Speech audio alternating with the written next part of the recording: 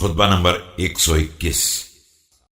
लैलतुल हरीर के बाद असहाब में से एक ने कहा कि आपने पहले हमें हकम बनाने से रोका और फिर उसी का हुक्म दे दिया।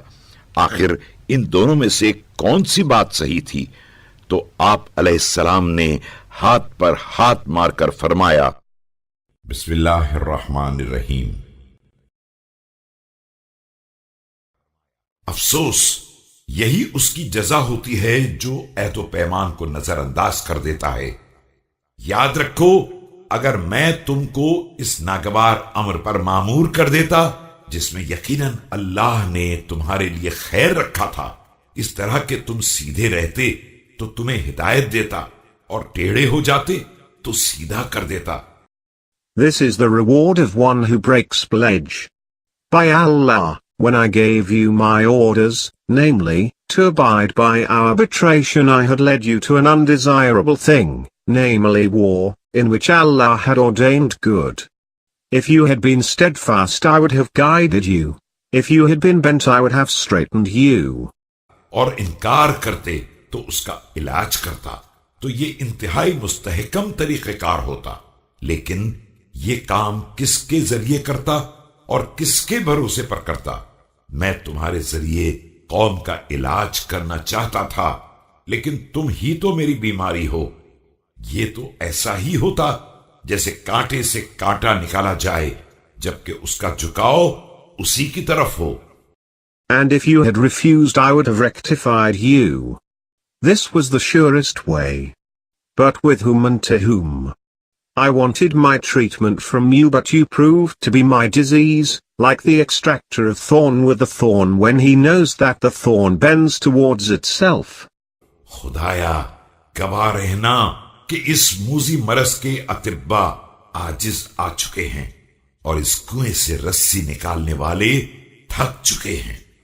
कहां हैं वो लोग जिन्हें इस्लाम की दावत दी गई तो फौरन कबूल कर ली, और उन्होंने कुरान को पढ़ा तो बाकायदा अमल भी किया, और जिहाद के लिए आमादा किए गए तो इस तरह शौक से आगे बढ़े जिस तरह ऊंटनी अपने बच्चों की तरफ बढ़ती है।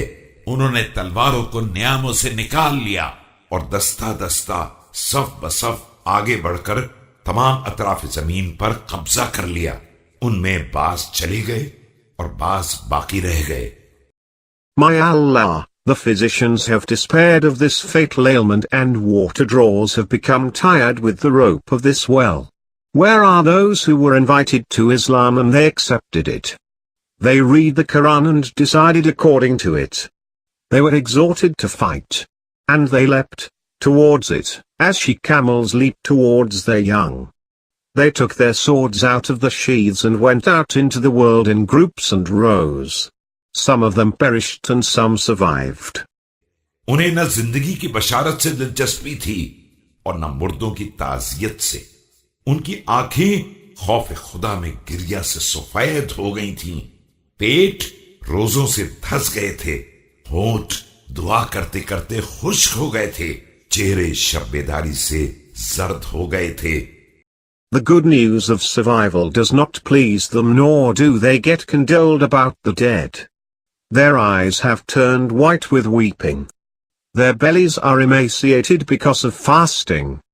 Their lips are dry because of constant praying. Their color is pale because of wakefulness. और चेहरों पर खाकसारी की गर्द पड़ी हुई थी।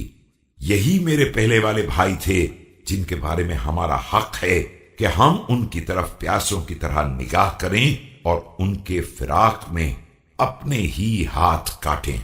यकीनन शैतान तुम्हारे लिए अपनी राहों को आसान बना देता है और चाहता है कि एक एक करके तुम्हारी सारी गिरहें खोल दे। Their faces bear the dust of God-fearing. These are my comrades who have departed. We should be justified if we feel eager for them and bite our hands in their separation. Certainly, Shaitan has made his ways easy for you and wants to unfasten the knots of religion one by one. वो तुम्हें इज्तिमा के बजाय इफ्तिराक देकर फितनों में मुब्तला करना चाहता है, लिहाजा उसके ख्यालात और उसकी झाड़ फूंक से मुंह मोड़े रहो। और उस शख्स की नसीहत कबूल करो जो तुम्हें नसीहत का तोहफा दे रहा है, और अपने दिल में उसकी गिराह बांध लो। And to cause division among you in place of unity. Keep away from his evil ideas and enchantments and accept good advice of one who offers it to you and preserve it in your minds.